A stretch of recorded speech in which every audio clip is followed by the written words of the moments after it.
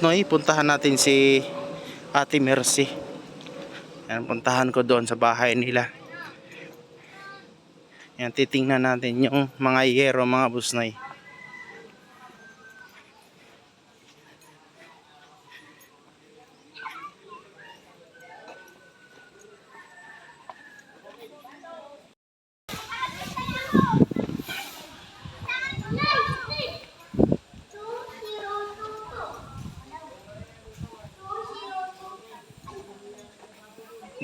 Yan ang mga Boss Noy na kumpleto na niya yung mga kahoy yan. Marami na.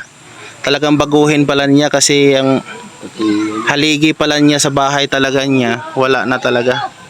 Ayan. Yan kumpleto na yung mga kahoy. Kaya yan sa mga gustong tumulong pa. Yan para sa yero. Yan.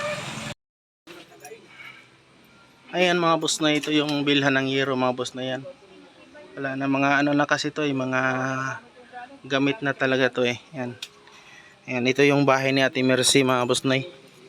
Yan, bilhan ng yero mga Boss Noy. Mga 10 pirasong yero. Ayan oh. Ayan.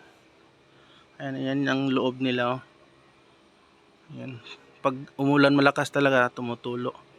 Ayan, tulungan natin mga Boss Noy. Bilhan nating yero. 10 piraso. Ayan. Basta mas maganda yung sobra kaysa magkulang.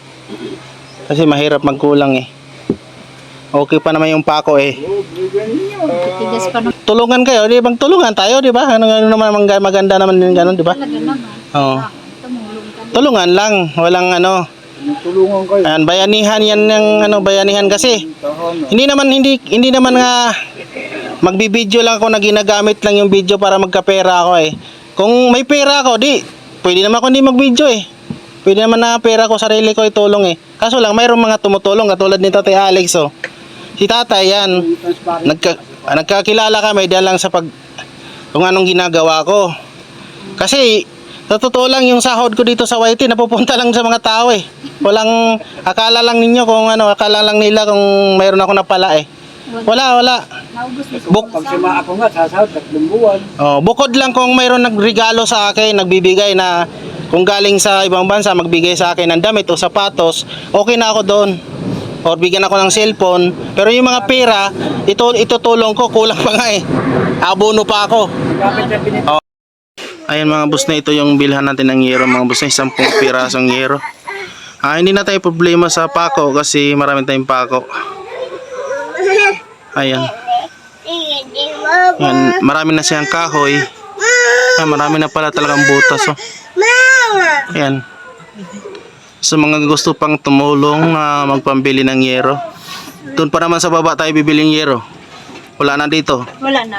Tsaka mahal yung yero dyan, 500 plus. Nagtanong na ako dyan. Wala. Oo. Ang isa talaga 500? 500 plus. Sige. Naghimay sila ng manok doon.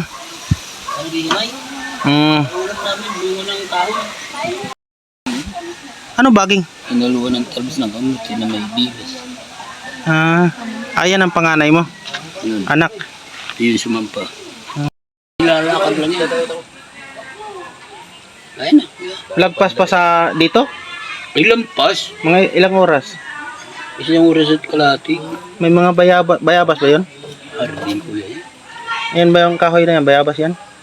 Hardin din. Hindi pala. Magaganda yung mga kahoy na nakuha mo.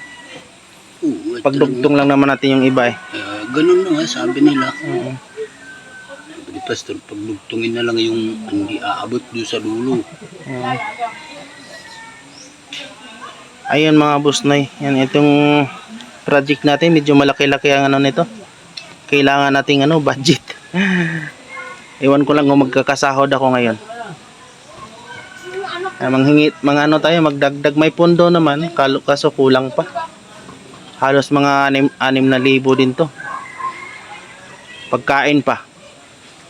May bigas. Hindi na magdala ako kasi ng pagkain natin, bigas, ulam. Kasi dito na yung sino gawa. Ayun. Pwede mo yan. Yan, mga patulungin yung mga... Sinabi ako na sila. Basta yung pagkain, hindi na problema pagkain. Magdala ka ng bigas? Magdala akong bigas. Magdala ako ng bigas, ulam. Yan. Kasi parang ba yung magkain na tayo. Hindi na maghagilap ng pagkain. Di ba? Ay, hindi ka kumain eh. Di, okay lang ako. Okay lang, nag-almusal na ako. Saan? Okay lang ako. Sa baba, Manila. Ah, Kaya nandito na rin ako, kaya ayusin natin. Kasi parang maagang pamasko. Ha? Nung pumunta ko dito, wala ka dito eh. nasa magulang ko. Ang putik. At talagang dumating ako sobrang putik. Bago ako pumunta dito, bago ako bumili ng yero, kahit masingitan mo na ng pustiyan. Putik, pati kahabad na. Eh, wala naman pa ako eh. Pusti lang muna, itayo mo lang muna. Hindi, wala kaming tutulugan. Hindi, wag mong sirain. Ay, masisira. Parang ipalusot mo lang ba? Parang isingit mo lang ba?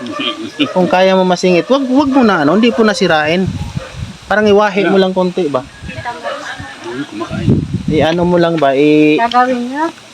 I-ano mo lang ba? Parang kasi pag lagyan na natin ng ano. Pero Sabado, nandito magtrabaho tayo Sabado kasi bawal tayo magtrabaho ng Linggo kasi may simbahan. Di ba?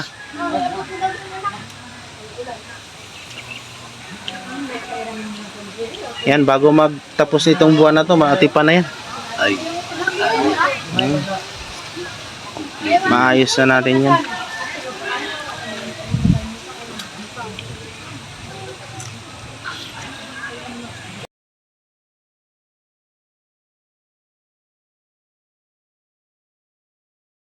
Ay mga busnoy, si Leonardo pala, Tato ang tawag niya dito. Yan, ito yung tutulungan natin yan. Palitan natin ng yero yun sa ano niya, yung bahay niya. Yan. Kaya tulungan natin mga busnoy. tiyagaan na po ako doon, tinatapalong ko nung Tinatapalan daw niya ng mga steady po na binabad sa gasolina. yung mga butas pala nilagyan na ng Tas, nilagyan na ng malabo na yung mata ko. Hindi ko tawag na nito yung matanto styrofoam ibang pala, yung butas. foam. Tapos tinunaw sa gasolina. Yan mga busnoy, salamat pa sa mga gustong tumulong mga busnoy kasi kulang pa yung pambili natin. Pero kailangan this month matipan na to, matapos namin. At saka kailangan pala hindi kami magtrabaho ng Linggo dito kasi malapit sa simbahan, may samba. Mayroon po kami samba. Pero sa umaga pwede pa magtrabaho hanggang mga alas Maybe. alas 8 kasi kung dito ako matulog dito sa Lola Siling Sabado hanggang Linggo or kinahaponan pwede pa magtrabaho alauna. Mag-umpisa. Yan. Hihinto kami pag may magsamba sila. Ayan mga busnoy, sa gusto palang tumulong yan. Ako'y kumakatok sa yung mga puso dyan. Salamat po sa inyo. Yan. Tutulong. Sana po. 10 yero at saka mga pako. Ay pako, wala na tayong problema sa pako. May pako tayo. Kung magkulang man ako ng bahala doon. Pambili na lang talaga ng yero. Ayan.